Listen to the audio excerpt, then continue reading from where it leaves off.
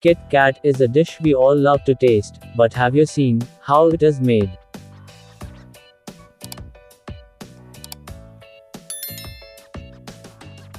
First, chocolate is made from fresh milk from the farm.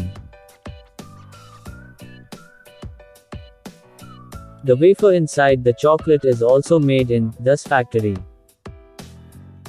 Large wafer plates that bake well go over these straps.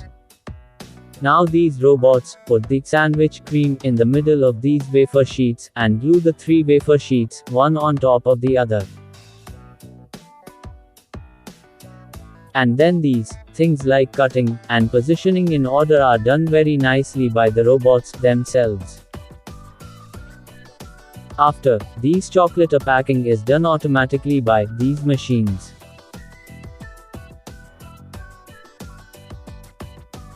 In short, these are finally packed into boxes by these robots.